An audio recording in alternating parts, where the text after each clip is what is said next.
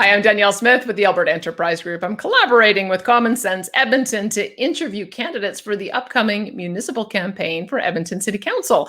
And joining me now is the incumbent for Ward 7, Sarah Hamilton. Sarah, thanks so much for being with us today. Thank you for having me. Sarah, tell us the name of the new riding that you're running for. I'm the councillor for the old Ward 5, and come October 18th, I think this year, it's going to be Ward Sipiwiyiniwak. Am I mistaken? Have they changed the wards that much? I thought you were in Ward 7.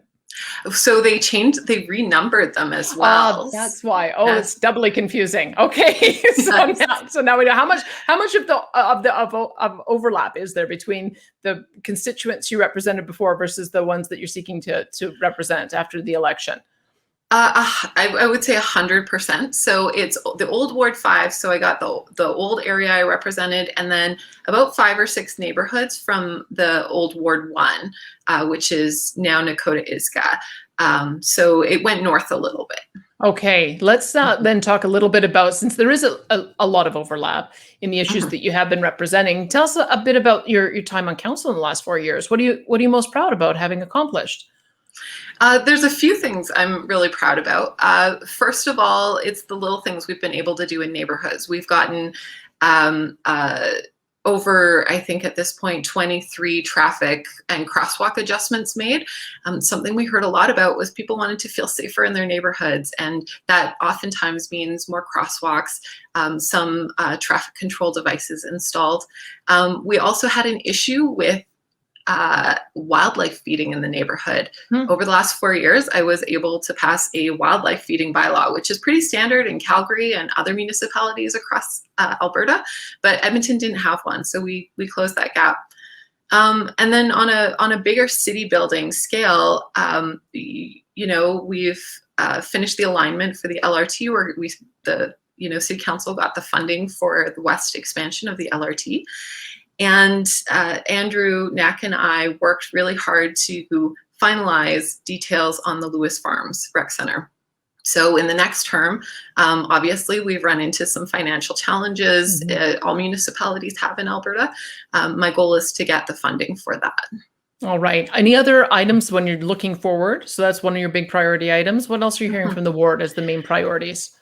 I still hear a lot of concern about the LRT expansion. It's funded. We're going to see construction over the next 4 years. I think it's important that residents in the West End know that not only is City Council holding the construction process accountable, but that their city councillor is making sure that those more local issues that are affecting them in their neighborhoods as it relates to LRT construction are being taken care of.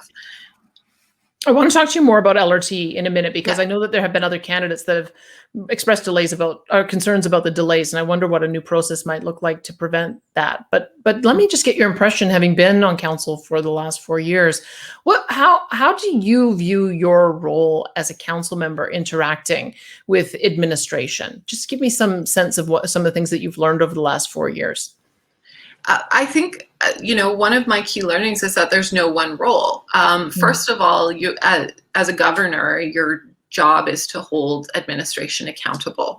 But sometimes the question that you're dealing with isn't about accountability. Sometimes it's about problem solving. It's about collaboration. So being able to figure out, I think, and attune your approach to an issue in what we often say what hat you're wearing, but it's what role you're in. Sometimes it's you need to champion a cause. Administration wants to do something and there's not a lot of political will for it. And sort of with respect to the urban reserves piece, that was something that I helped champion. There was a lot of will for it, but it needed some forward motion. Sorry, go ahead. Well, I was going to see if you could bridge that as well, because as an elected representative, you run as an independent. So it's not just a matter of getting the administration on board, it's a matter of getting 6 other council colleagues on board. Tell me how that process has worked. Well, that's an excellent point. It's if I want something to happen, whether it's in my ward or citywide, I have to go and talk to 6 colleagues. And make the case of not only why it's important to me, not only why it's important to the people I represent, but why it would help them and the people they represent and help build the city we're trying to build. And that extends sometimes beyond the city council. I have maintained, I think, really positive relationships with my provincial and federal counterparts. And when we're talking about major infrastructure investments, for instance, whether it's LRT or rec centers, or even operational changes as we had with transit, it's important to have I think, a cordial relationship with your colleagues, because they get the same questions about their garbage pickup and transit service, and it helps, I think, them to know that you've thought that through, and that you're also there to support them in talking to their your shared constituents about those issues. Now, tell us what you did prior to joining council, so people know the kind of experience that you had and how that has helped you on council. So I was where do you start? I did my graduate studies in Chicago for a number of years, and I was a post-secondary instructor there. And one of the experiences I took from working and living in the United States, I'm a dual citizen. I loved what I was doing, but I spent so much time and energy seeing my colleagues struggle with big public policy issues. And you think about all the great things people could do in this world. If they don't have affordable healthcare, if they don't have affordable housing and transit, it affects their ability to be impactful in their community and participate fully. So on returning to Canada, I had the opportunity to join the provincial government. At that time, the premier was Jim Prentice, and to work in the Ministry of Health and to affect that kind of change. So I went from being a writer and a professor to being in the public service, to supporting a minister, Minister Stephen Mandel. And that was my introduction professionally to politics. And I helped organize in the federal election. I started to organize in the municipal election. I started my own communications business as an entrepreneur. And at some point, as you know, someone taps you on the shoulder and says, maybe you should run. And I think, like a lot of people, I kind of sort of did this double take and was like, you can't mean me.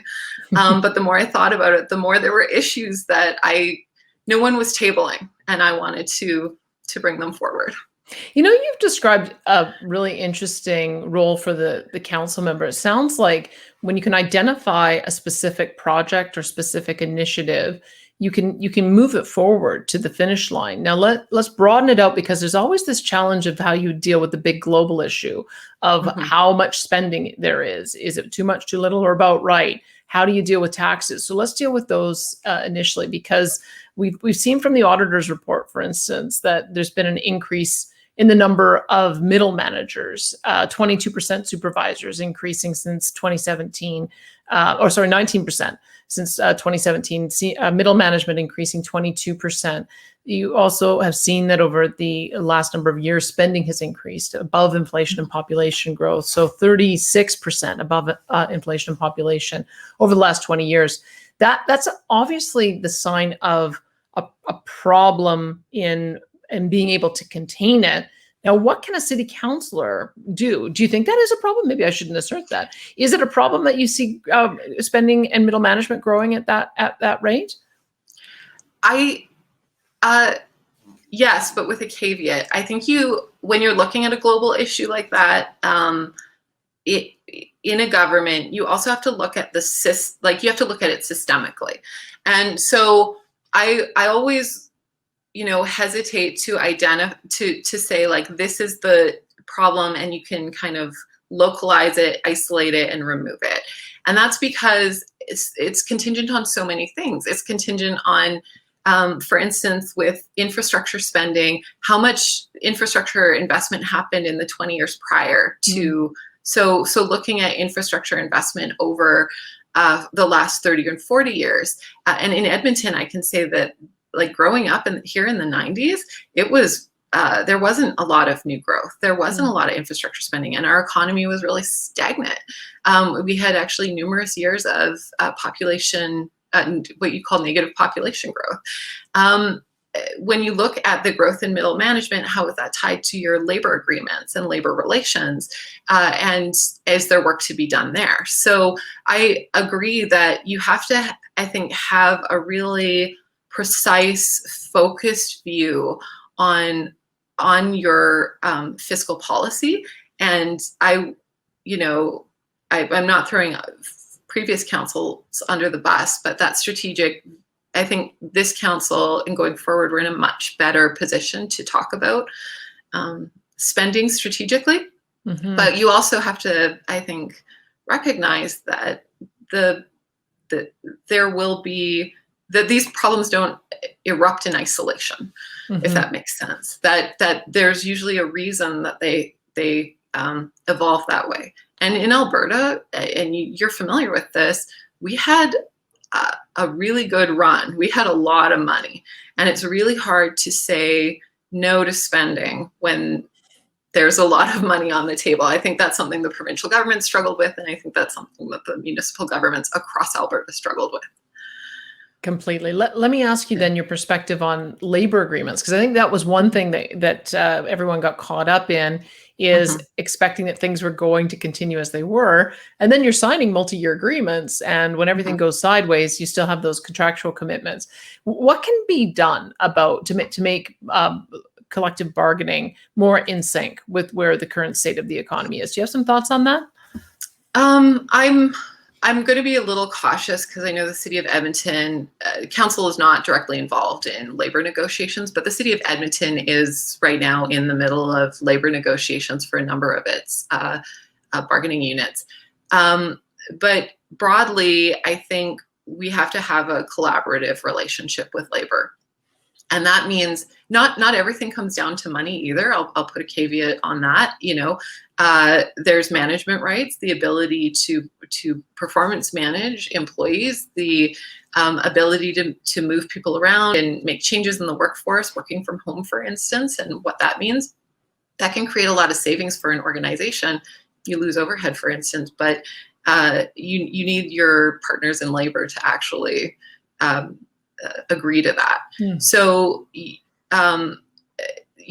there has to be a collaboration. You have to look at, again, it's not just going to 0 or going to -1 or -2 or +1 or +2 over a number of years, but actually looking at sort of the scope of costs and building those relationships. All right. So sometimes you can show that, or you can develop the capital in order to make tough requests of your employee groups if you're willing to take the first step. And so I would propose to you: do you think that the council is paid appropriately? Is it fair? Do you think that with the hard times everybody has faced, that you need to look at reducing the amount the council gets paid? Tell me how you look at that issue.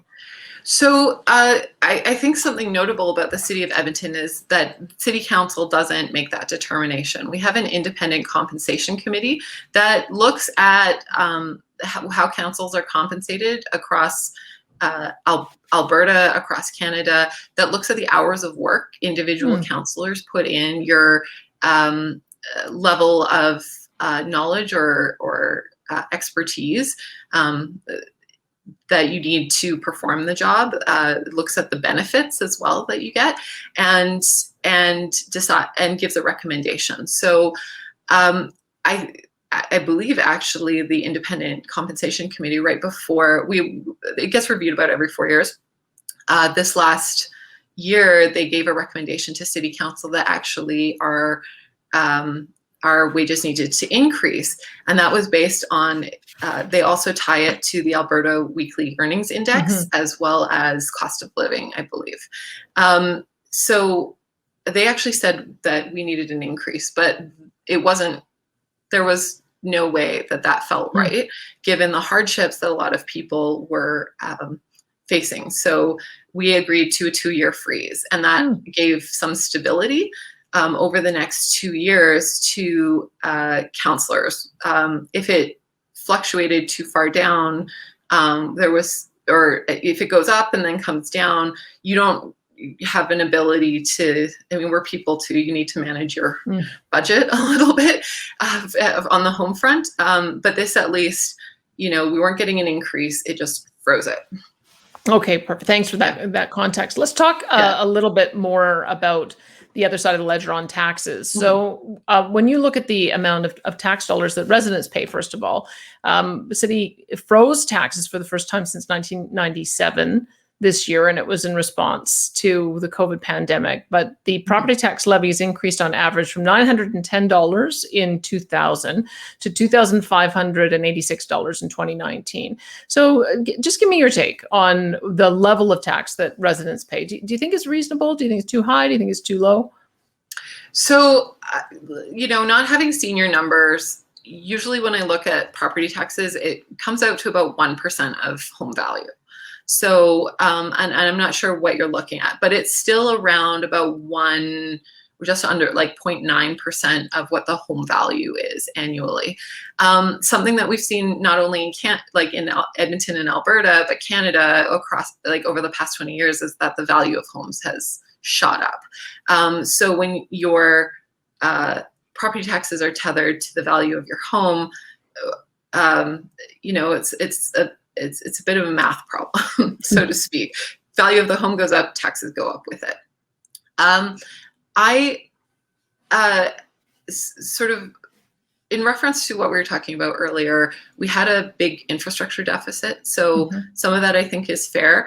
But what we've been hearing, and what I heard 4 years ago, and I've been hearing over the last 4 years, is people are at their limit. They're taxed out.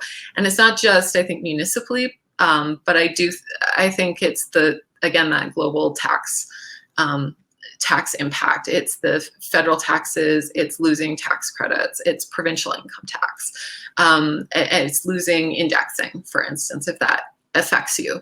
It's car insurance going up, it's everything. And so I think that we have to be more conscientious of how there's only one taxpayer, right? How your bottom line is being impacted. And I think it's incumbent upon us as a municipality to not only show value, but to also, going forward, and something I've been trying to do over the past 4 years, is figure out if there's another way to do things. Is this a role that the government has to fill, or is this something that we could partner with a nonprofit, private sector, something, in order to deliver the same or better service? All right. Let's talk a little bit then about the business side of it. What are you hearing from businesses about their level of taxes? So I'm hearing that they're fatigued. Businesses pay taxes in the city of Edmonton through property taxes. Edmonton eliminated the business tax a long time ago. You do have to buy a business license, and that's commensurate, I think, with the scale of your business in the city of Edmonton.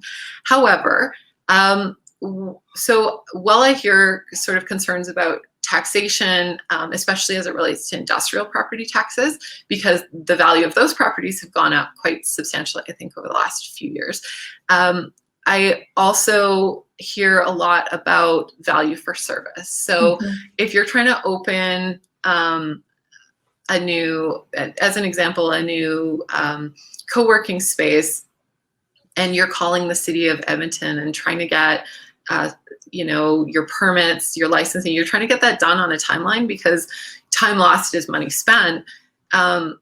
And you can't get things through on technicalities, or people aren't returning your calls, or in one case I heard they lost a form. That's very frustrating. So I hear actually equally, if not more so, about process improvements.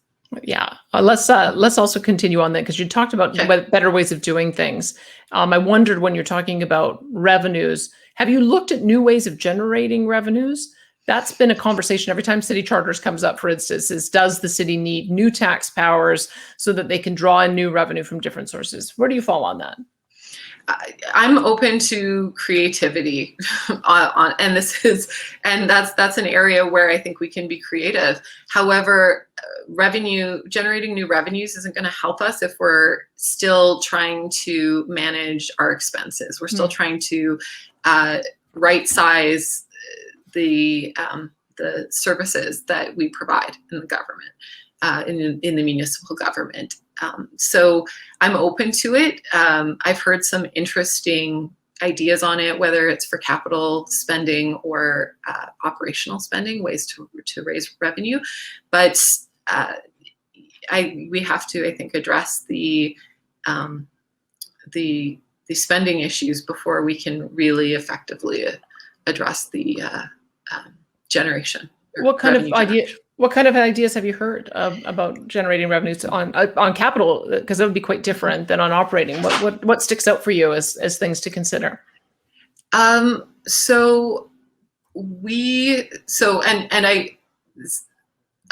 put a caveat. I haven't researched this. I haven't looked deeply into it. For instance, you can get green bonds for capital. So if you're investing in something like public transportation or a green utility, you can raise revenue through green bonds to do that.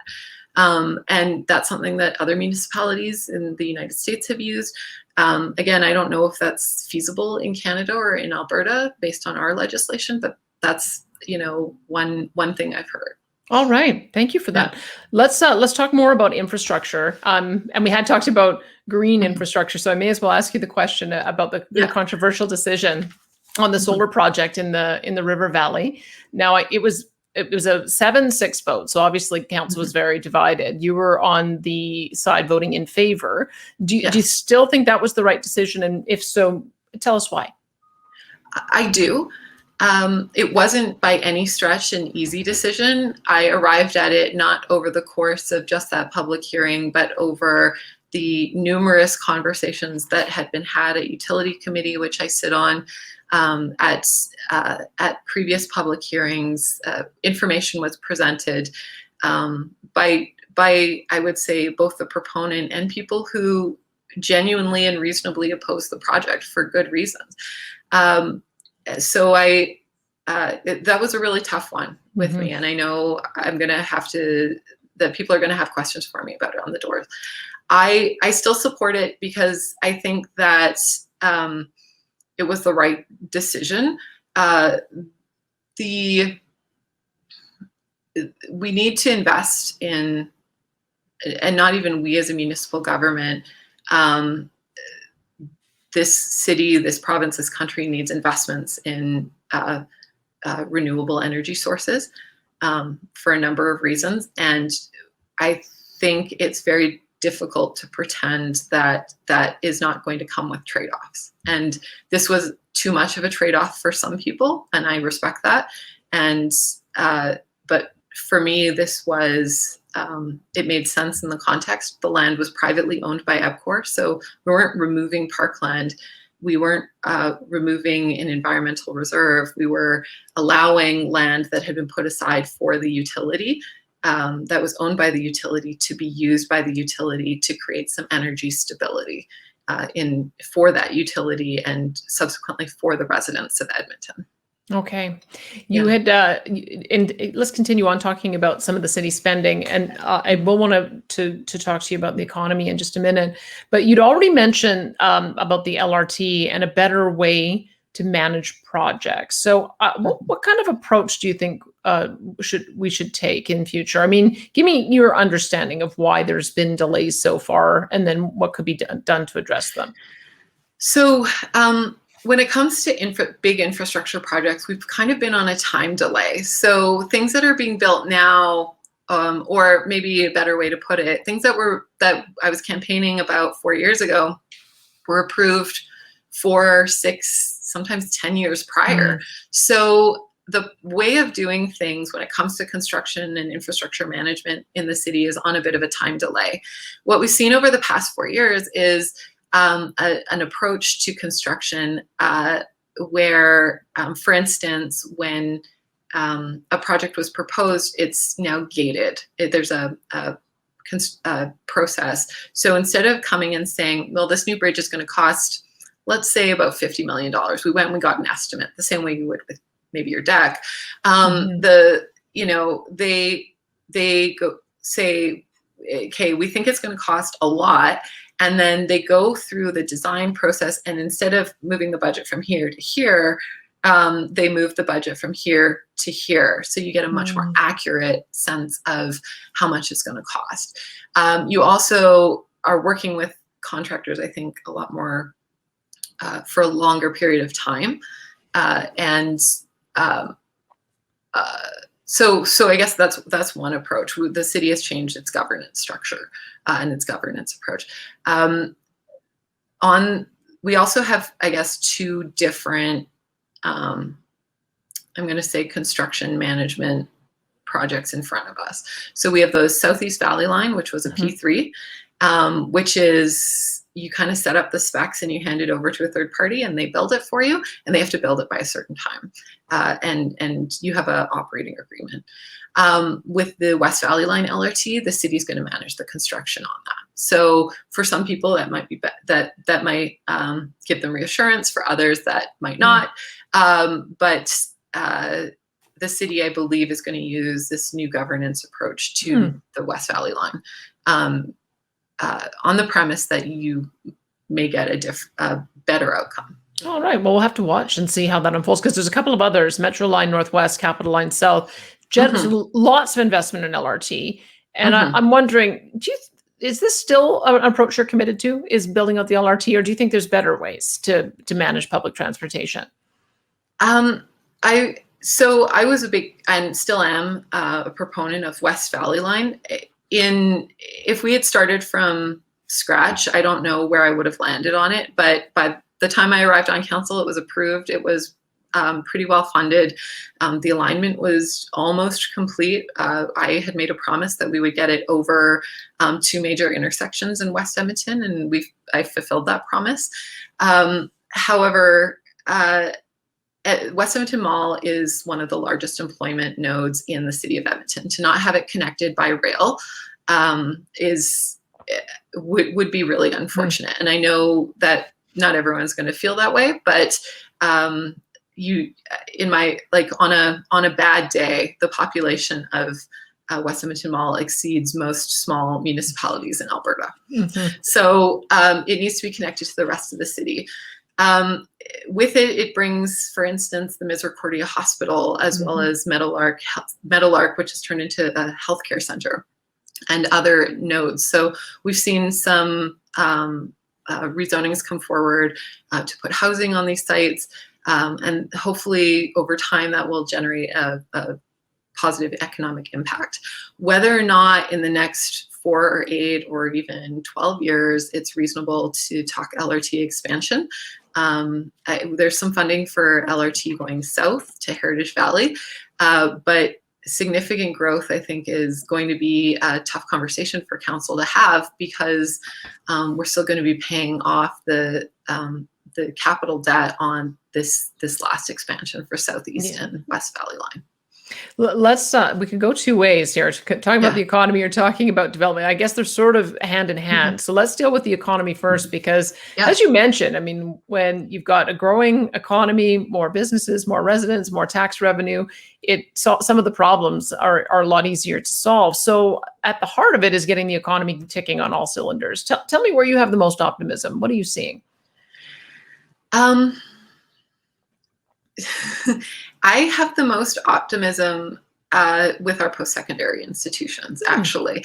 Edmonton has, I want to say, 6 or 7 post-secondary institutions. We have a world-renowned research university in the University of Alberta, and great institutions in Norquest, MacEwan University, Concordia.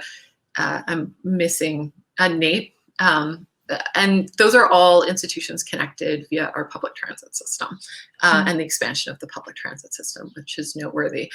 I think that looking to our post-secondary institutions for some, I'm not going to say guidance, but collaboration on our future economy is really key, because a lot of people come to Edmonton to not just work, but to study. And what we want them to do is make the choice to stay here and to continue to work or start their business or raise their families here. And I think that we offer a really good quality of life. We just have to get you here. You know, it's a bit of a slow burn, and I love that about Edmonton. I've said it's the best kept secret in Canada. So, you know, I spent a lot of time with tech entrepreneurs in the my first few years on council, and hearing their passion for the city and how they landed here, oftentimes from other places, oftentimes with the choice to go to Ontario or Israel or Vancouver or Montreal or Silicon Valley. And they chose Edmonton because they could have it all. And we have things here that other places don't. That's something that I think about in the context of the larger economy. There's something here that Edmonton offers that other places don't. That's great. What about the traditional oil and gas sector? Do you think there's still good jobs to be had? I think so. I'm going to stay on tech. Every job going forward is going to be a tech job. And that's not to disparage or diminish oil and gas, but we're seeing increasingly oil and gas is incorporating some really sophisticated tech. Agriculture is incorporating some incredibly sophisticated technology. And that could be a tremendous benefit to our municipal and provincial economy if we are able to get our act together and leverage that. You know, I went out to Aurora. This isn't you know, a cannabis tangent, but I went out to Aurora, and you see the level of investment that went into the cannabis sector in 2017 and 2018. We know that's leveled off, but with that came a lot of investment in agricultural technology and agricultural infrastructure that can be used to grow tomatoes and strawberries as well. And we know out of Edmonton International Airport, agricultural products are being exported across to Asia. That is something we can and should continue to leverage and grow. All right. Do you think that will grow organically, or do you think that there are supports or incentives that Edmonton has to give? I mean, you could give tax breaks, you can give tax holidays, you can give direct subsidies. Do you favor any of those approaches? I favor what works and what we're provided evidence with what works. So council, for instance, approved a $10 million investment in recruiting direct flights back to Edmonton. As many Edmontonians know, if you're flying internationally in the last 15 months, you were going through Vancouver, Calgary, Toronto, or Montreal. So we lost a lot of direct flights. We need to get those back. We also know that investment in cargo for Edmonton is strategically really important. Edmonton is one of the largest northernmost airports, and if you're coming from or going to Asia, you have to pass over Edmonton. We do have some cargo stopping and landing here. We'd like more. And sometimes you need to induce people to come here and to set up here. Sometimes you need to make it attractive and figure out what makes it attractive. But we also need to invest in the companies that start here and grow here. We need to invest in the people and the companies that take a risk on Edmonton. And I would argue that we need to make, whatever we do, we need to make sure that we're rewarding the people who took a risk on us first. All right. Let's now use that as a jumping off point to talk about development and developers and the development strategy for Edmonton. So when you look at the city plan, for instance, the notion of 15-minute communities, I find that very attractive, actually. So give me a sense in your ward. Do you feel like you've ticked off all the boxes for that target, or what are some of the big amenities that are missing in some of the communities? Something I hear from a lot of people is that they want the ability to control the local improvements, the local amenities that make their neighborhood great. So right now, as you might recall, communities can fundraise to build a play park or a spray park for kids. But not everyone has kids, or not every community needs those amenities. Sometimes developers, for instance, will include that when they build out a new development. So it's not needed. However, they might really want to maintain their own landscaping because they have a standard that they feel differs from the city of Edmonton. They may want a dog park because everyone in the neighborhood has dogs, and the next one's many blocks over.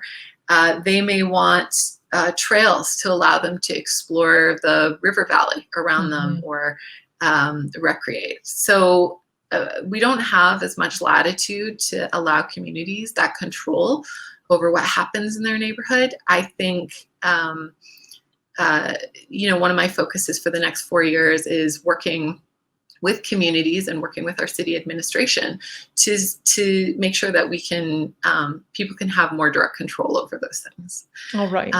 Yeah. Let's talk about the balance between densification and building up and growing out greenfield. Tell me how you'd like to see that balance going forward. We know that single-family homes in greenfield areas are going to continue to be popular. We know that. We also know that we have, this is a bit of a loaded term. We have sunk cost infrastructure in our inner city, and I mean inner city in terms of the inner core of Edmonton, but inside the inner ring road. So like it has public transportation, it has utilities, it has all these things you need. Can we use the land in the inner ring road better? And part of that, I think, is providing housing options that make that more feasible. So in the last few years, you've heard City Council talk a lot about the missing middle. It's not about condo living or single family home living. Is there townhouses, row houses, stacked row housing, garden suites? Is there a way that you can use the existing land more efficiently? I know that when it comes to obviously, we deal a lot with greenfield developers, and they think their product's going to be popular for a really long time, and I agree. We also are fairly limited in terms of how long we can. First of all, the borders, how we're hitting the borders of the city of Edmonton, and our new city plan, our municipal development plan, doesn't call to expand those borders. So how can we most effectively use the land within the existing borders for the next 30 years? All right. And well, exciting stuff, development. Well, you probably have some thoughts then on what should happen with the former city center airport lands, Blatchford. So the city's taken on the role of developer there. Do you think there's a better way to approach that? I would agree. I mean, we're going to develop it out over a number of years. I know there are people in city administration working really hard on that, and they're working under the direction of council. I think that likely if that had been sectioned off, if you had private developers who were trying to get houses on the market a little bit more quickly, you would probably see more people living there now. And 30 years or 20 years or even 10 years to fully develop a housing development of that size, we could probably do it better. Okay. Yeah. Let's, whenever we've gotten into affordable housing, I normally start by asking what affordable housing means to you. You've talked a lot about affordability for that first-time home buyer.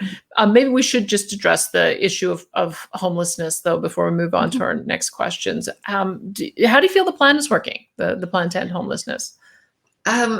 It's a fairly significant undertaking. It started under Mayor Iveson's predecessor, Stephen Mandel, who promised the 10-year plan to end homelessness. And I think they housed over the past 10 years thousands of people. What I think we found is that there's a core group of people that are often referred to as hard to house, people who have really difficult, that it's not just housing they're looking for. There's mental health, there's addictions issues, and those those people are harder to get into long-term stable housing. There's been some discussion on investment. City Council has invested in permanent supportive housing, which provides, I think, more wraparound supports to people who need it. But I also think it's, we've heard some tension lately around between the municipality and the provincial government. We need to approach this more globally.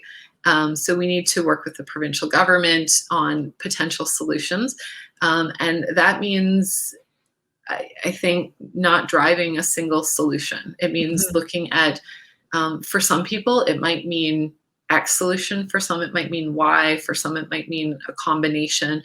Really drilling down into the issue. And that's hard work. It's really hard work to look and say, these 3 people need this, and these 2 people need this. But you're not going to make big strides in it unless you, I think, look at the problem a little more individualistically. Yeah. Here's another hard issue, because in the last year, we've heard a movement that called itself defund the police. What does that term mean to you? So I'm on the police commission, and it's been I think a really challenging year in terms of addressing reforms in policing. And before this conversation, I think, emerged with George Floyd, there was always a conversation about where does policing need to go. It's not static. And this police commission, to their tremendous credit, hired a really forward-thinking police chief in Dale McPhee, who's brought on some really smart people with him. And they're looking at what do police need to do and what don't they need to do. For instance, does a police officer need to show up to a stale break and enter 5 days after it happened? Do you need a police officer for that? Or could you send out a peace officer? I've committed to building a safe, strong, and prosperous city in this campaign. And something that I'm hoping to work with the next mayor on is building the safest city in Canada. For years, Edmonton has been one of the, I don't know which way you'd say it, the highest or lowest on the crime severity index. We're often identified as having a very high crime rate for other major cities across Canada, often in conjunction with Saskatoon and Winnipeg. That's been the story of Edmonton my entire life, and I want to change that. All right. But I think, with that said, you asked me a question, where does defund the police come in? These are huge problems, and they're not going to be solved by taglines. We've looked at, over the past 4 years, right-sizing the police budget. We've tied it very closely to growth and spending in this city. I think that's fair. That's how you would run a utility. We've increased the accountability for police. We need to continue to increase the accountability for peace officers and transit peace officers.